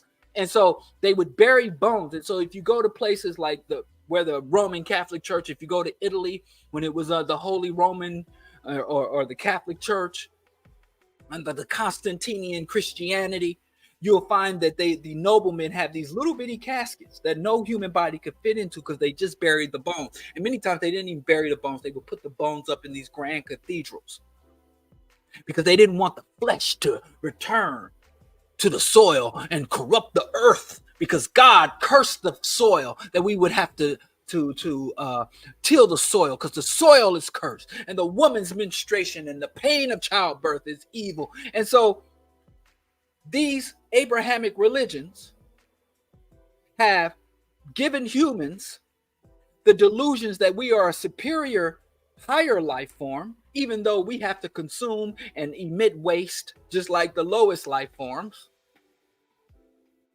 right? That we are a higher divine life form, and that this vessel is only good for engaging in this silly, ridiculous behaviors, sacrificing animals, prayer, talking to higher powers that don't. It is utter madness. And if you believe in this, fine. But I have to tell you, look at a world. Go and study. We have a lot of documented history. And today, go look at the theocrats. Go look at when the religious or the holy men take political power, or when the religious and the holy men control the economy. It's never fucking good. And I really wish, if I was elected president, I would propose a bill on Capitol Hill.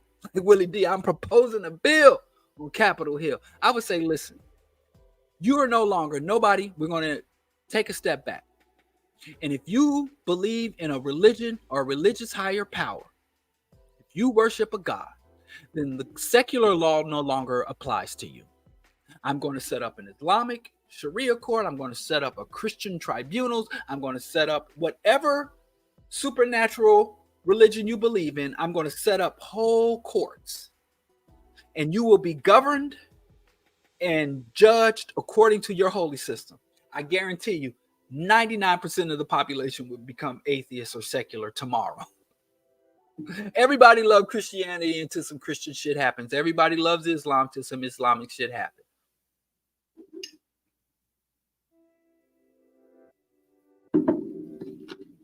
So these spiritual, religious, cult, holy movements are not worthy.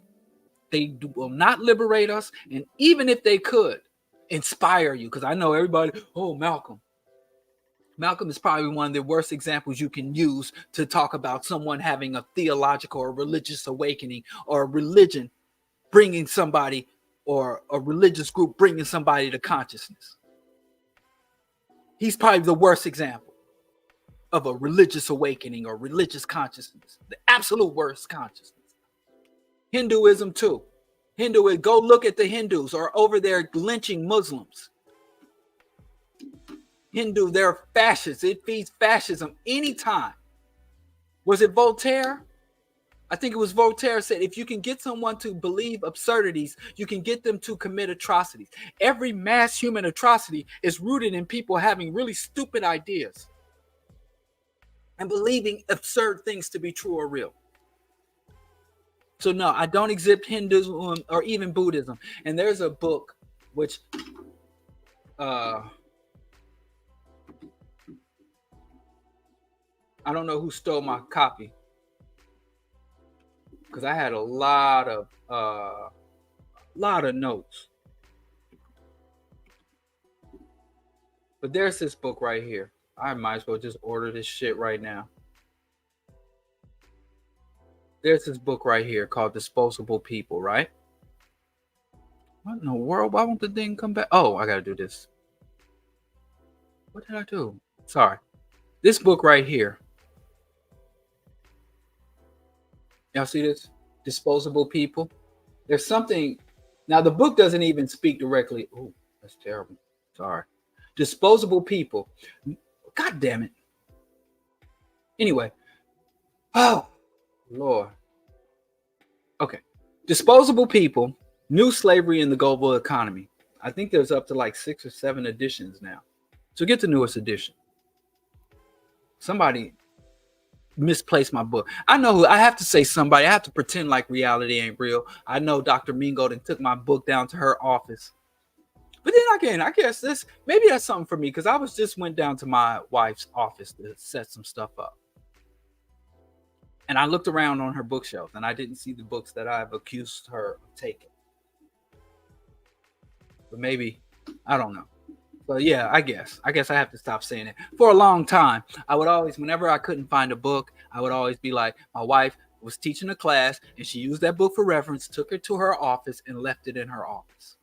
But then I went there and it's a bunch of boring ass psychology and books. A bunch of boring, ain't even no books worth stealing back for revenge. Bunch of thick ass academic books, not the little radical books I like. But I digress. That book has a whole chapter talking about Buddhism and Islam and how not Islam, that's different, but Buddhism and Hinduism and the karmatic destiny and the caste system, talking about the thousands of years of abuses and exploitation and oppression that have been justified. There is no accident that the largest number where he went into child brothels, and why the largest number of like child sex trafficking actually happens in the Buddhist and Hindu world. And many people might just think, oh, it's because of their poor third world countries. But that's one component. But another component is the values in the systems, the caste system and the karmatic destiny concepts that were born out of Hinduism and Buddhism. So yes, because we live in the West, so the people who got the foot on our neck the most is Christians. We tend to focus on the crimes and atrocities born out of the Christian faith, but Hinduism and Buddhism, I could just go on and on about the atrocities, crimes, oppression, slavery, discrimination, racism, caste discrimination, rooted and justified by the many gods of Hinduism or the philosophies of the Buddha. So no, I don't give them a pass. It's just most of the people that you meet in the West that are into Hinduism are kind of like progressive hippie types. We very seldom will run into a full-fledged Hindu fascist, Hindu nationalist here in the West. Just like you run into most Muslims that you interact with here in the West are sane because they're not in political power. So if you meet a people who believe in a religion, but they live in a region where a different religion holds political power, they behave differently. So if you go to Argentina or somewhere and you run into a Jewish person, it's much different than a Jewish person in a Zionist in Israel. They'll spit in your face. So that just is the nature of these religions. When people tend to be in a minority religion, they tend to humble themselves. That's why we need to reduce them all to that humble station. We don't want no theological power anywhere in the world. But I digress. All I'm saying is there is no true religion that lends itself to liberation. Liberation theology to me is a myth because most of the people who are credited, people say, well, liberation theology. And every fucking time I go read up, somebody sends me an article, a book, or sends me some liberation theology person, and I read into them. Number one, they're violating the tenets of their belief system 9 times out of 10. Number two, they are going against the established authority. Latin America, the Catholic Church, the diocese, the cardinals, the Pope did not support that shit. And neither did their scriptures. So when they talk about liberation theology, it's really liberation dismissal. People are like, listen, there's some good components to my religion. There's some bad components of my religion. I'm going to do the right thing. And so when doing the right thing violates the tenets of my faith, then I'll just ignore them. And then when I find aspects of my faith that support doing the right thing, I'll read it. That's cherry picking. So I don't think theology should get credit for the liberation when theology does not inherently support it. And I know even to this day, people who believe Jesus Christ is their Lord and Savior, and they are freedom fighters, they are revolutionaries. And when I try to go and show them, say, hey, and they want to tell me Nat Turner was a Christian. And I'm like, the Nat Turner's burning in hell. Marcus Garvey was a Christian. I said, if Nat Turner and Marcus Garvey were Christians, and the Christian dogma is true, they're both in hell right now. Because what did the Bible say? Slave, rebel against thy master. Slave, kill thy master. Slave, liberate thyself from thy master. No. What did the Bible, what did God, what did Jesus tell you to do? Slave, do what in relation to your master? You look it up your damn self. So liberation theologists are going to be sitting in hell right next to me if the Bible's correct. Or the Torah, or the Quran, or the Hadith. But I digress. If the black religious, the established religion, or black sects or cults rise to prominence and win, we will be living under theocratic tyranny. If you look at these organizations that you think are so against the white man and want to take down the white devil, y'all stop reading at the top of the hit list. So at the top of their hit list, they'll have the white devil. You know, they'll have the Caucasus Mountain cave dwelling devil at the top of the list, but the list is not a one person list. The LGBTQAI, disobedient women, disobedient children, women who do not dress modestly, people who eat pork, people who work on the Sabbath. I mean, their hit list, I promise you. If you're going to look at these religious cults to fight our oppressor and liberate us, I'm telling you, if they win, that will be the start of the bloodbath, not the end.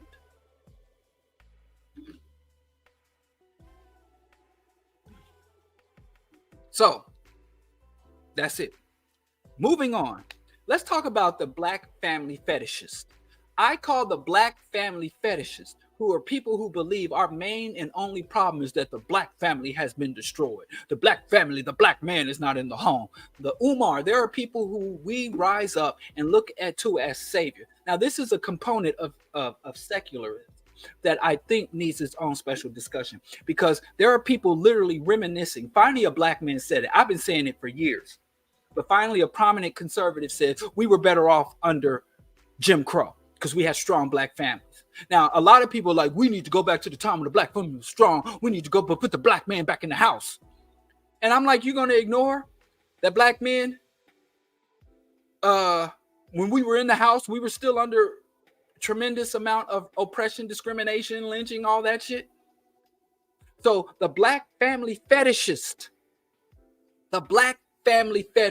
who talk about welfare destroyed the black family, or the black family is destroyed, ignore the fact that Africans have never defined the family as a nuclear structure, a mother, a strong, employed, gainfully employed father, a at-home, stay-at-home wife, and submissive, obedient, well-behaved children.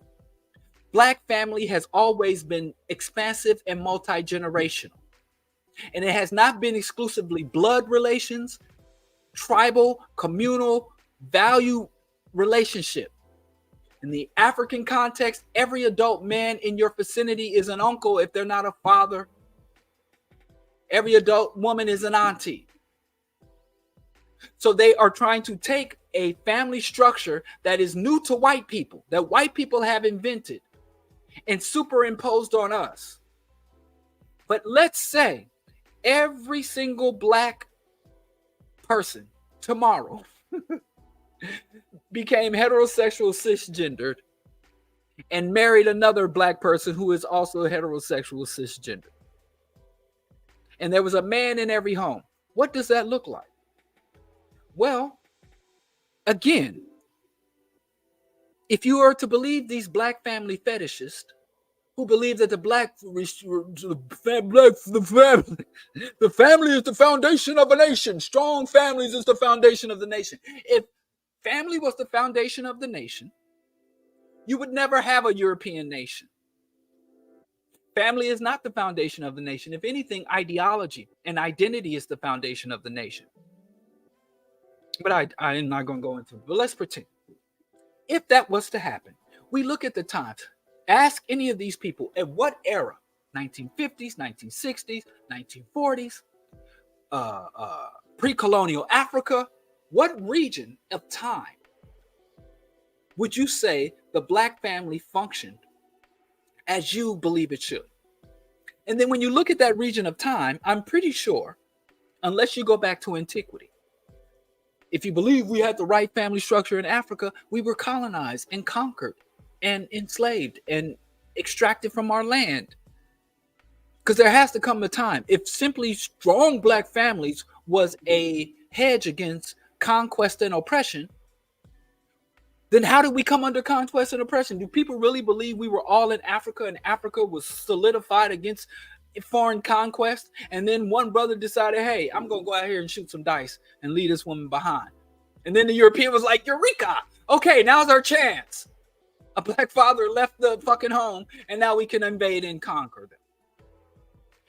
What we have to understand is that family is kinship and eternity. People who have a shared burden, people who have the common outlook. So you have and reconstruct family. The greatest thing about the black family is not that the black man was in the home. As a black man who is in the home, I am what they claim I should be. And I ain't recognized no more black power or liberation being in the home. Oh, I got my ring on. Than I was when I was single out here kicking it. Still the same level of oppression.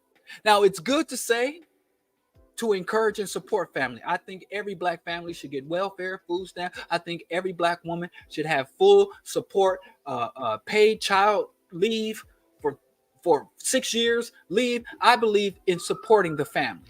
I do not believe and I do not accept promoting the black family as a revolutionary formation that if we could just have more of them and increase our marriage, then that will point to or somehow disrupt the systems and institutions of global white domination and capitalism. Our ultimate obligation and our ultimate goal to save ourselves and to save the living systems of the earth, to preserve the life-sustaining capacity of the planet, what we must do is dismantle the systems and institutions of global white domination and all of its after effects and byproducts, from imperialism, perpetual warfare, to destruction of ecosystems and ocean acidification.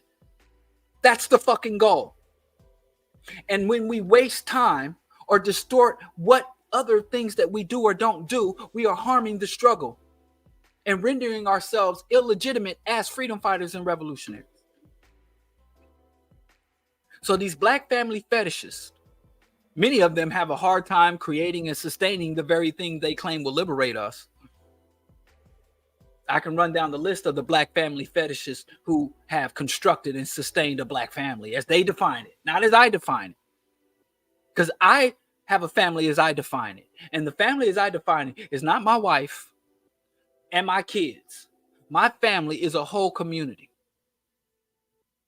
of people. The people who, when I walk outside, I'm like, oh, I saw your son, and I saw your son here and there. And the people, when I see their kids out and about, I make sure I check on them.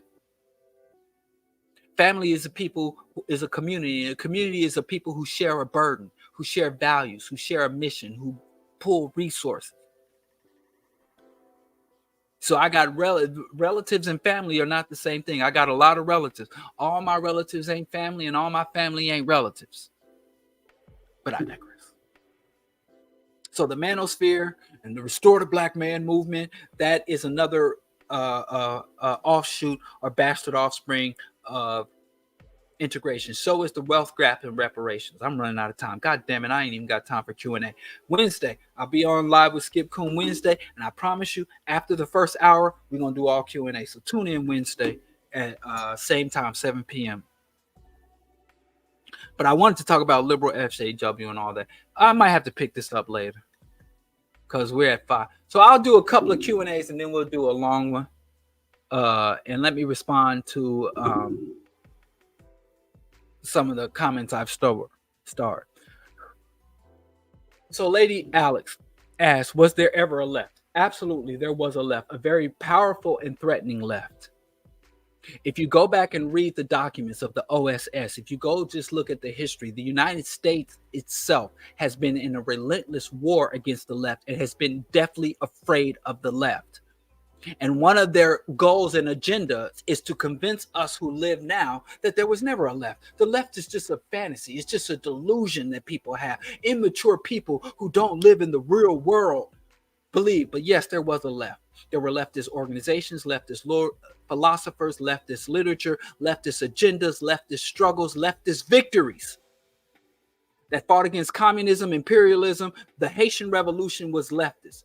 Leftist is nothing more than those that seek to dismantle and upend the status quo and establish a system in social relations that is diametrically opposed to the dominant system.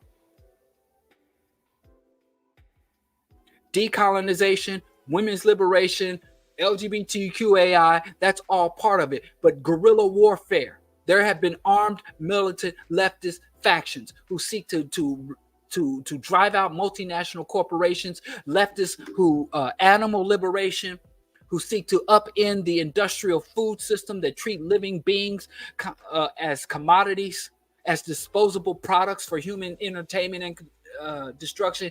Yes, the left there was a left. And the fact that we could ask such a question or draw such a conclusion that left has never existed. You just shit on over 200 years of leftist resistance and revolution.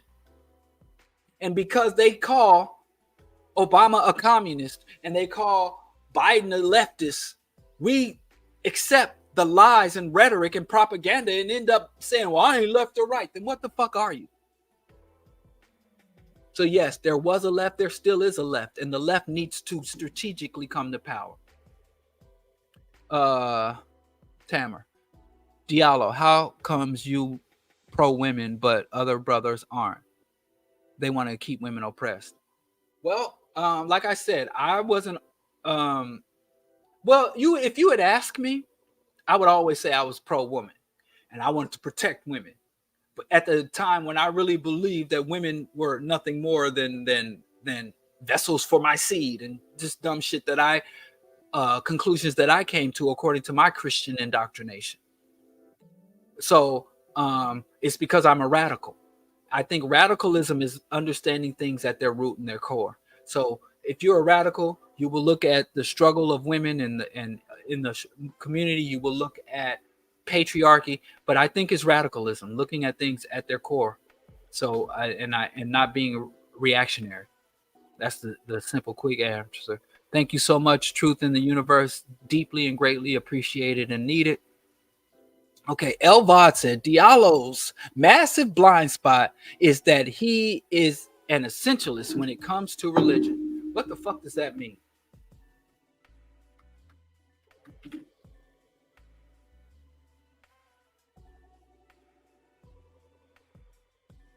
No, I'm in the view of objects. Attributes that are necessary for their identity. I don't know what you mean when you say religion as a concept is an empty social construct with no inherent characteristics whatsoever. I can't really. I'm not. Like I said, when it comes to religion, I treat religion like everything else. I don't engage with religion any different than I engage with history, with politics, other philosophies. The history, the dogma, the teachings, the impact. I just deal with it as it is. So, and I like my conclusions are fact. And I was religious at one time. I was raised as a Christian. My father is a Muslim. I would go to the Methodist, and then my family converted to Methodist to Baptist. My father, when he went to the penitentiary, he converted to Islam. So I would go to the masjid and I would go to prayers and the various discussion groups. I studied for a long time Ifa, Yoruba, and I would go to the various shrines throughout New York and to the drummer circles. I've always been very interested in religion because it is so powerful and pervasive throughout the community. So I don't know what you mean by saying I'm an essentialist, because I don't think you're using that word correctly, as I had to go back and look it up. So I just look at the facts and reality. So I don't know what you're saying, and then you go on and say something else about religion. But what do you? So, brother Chris asked a very good question. How do you dismantle systems? Well, there's two things you must do. First, you have to comprehend the system. After you comprehend the system, you have to identify its choke points, its weaknesses, and its contradictions. And then you target it according to its choke points and contradictions. At the same time that you are targeting the choke points and contradictions within that system, you have to be educating and bringing more people into it. And then you have to create a counter to that system, an ideological first counter, which are the ideas that give legitimacy to that system. You have to develop a hostile or oppositional philosophy, and then based on that oppositional ideology and philosophy, you have to start creating social relations that are opposed to it. And as you create social relations that are opposed to it, as you attack it in its weak points and vulnerabilities, you start to have to simultaneously construct social relations, institutions, and structures that are social and material relations that are counter to it. So you attack it. First, you expose it, you understand it, you expose it, you attack it, you create a viable alternatives to it. Now, for every institution that will look different, but that's the overall. I'm trying to give because it's a broad thing. And when you look at it, that's what Europeans did. When Europeans went all over the world, they didn't encounter primitive people hiding in the dark. They encountered civilizations, and they dismantled the systems of our ancestors, our African systems, Native American systems, Caribbean, Aboriginal, New Zealand systems. And that's what they did. They sent in their anthropologists, they studied, they observed, they attacked, they identified weakness, divide and conquer, or whatever, and vulnerability to disease. And as they took away those systems, they came and said, well, here's our religion, here's our agriculture, here's our commerce, and they gave us. It's the same thing in reverse. But that's the broadest explanation I can give. I actually do well in groups. I've for the groups I've been a member of, I think that I've been a very good members, and I would receive accolades. I am not a lone wolf, and the groups that I've been a part of, I've consciously would exit the groups. I've never been disposed or kicked out of an organization that I've been a member of. So you're absolutely wrong about that. But go off if that's what you need to believe about me. Go for it. Anyway, I have to wrap this up. Again, I apologize that I really thought I would get through this. I didn't get through all of my points, and I didn't get through Q&A. I am a failure. So if I missed your questions, just hold on to your questions until Wednesday. And I apologize, but I appreciate y'all being here. I appreciate the contributions. I'm kind of hurting right now. You know, I kind of coast. It was bad because I was really emphasizing trying to raise funds and sustain the broadcast and sustain everything that's going on over here. And so the support was kind of just coming in, and I kind of relaxed, and the well run dry. And so now the well is dry. So I really have to implore you, if you're in a position to help sustain the BroDiallo broadcast and our other efforts, please make positive contributions to my just aspirations via Patreon, CashApp, Venmo, African World Order, or just if you don't have it, I understand what don't having it means because I ain't got it right now. So if you just simply like, share, subscribe with your friends, enemies, allies, lovers, and haters, that helps me a lot as well. And beyond that, Wednesday, Rational Radicals will be live and direct with Skip Coon. And after that, we got Earn Your Liberation Friday. And Earn Your Liberation and Rational Radicals are coming together to support our brother, the most talented MC right now, who most underrated. Skip Coon is having an album release party in Jackson, Mississippi, on Marcus Garvey's birthday, August 17th. So look out for that. Please help us make that a reality so that me, Kichi, and Dr. Ball can get down there. And yeah, I'm struggling. Yes, I am. So help. I was struggling. But as I was saying, so help make that a reality on August 17th. I think we're going to have 16th and 17th that weekend, Black August coming soon, my favorite time of the year for weather and ideology. So, all that to say, I appreciate y'all, and I'll see y'all Wednesday at the same time, the same channel for the Rap Radicals. Peace, and I appreciate y'all.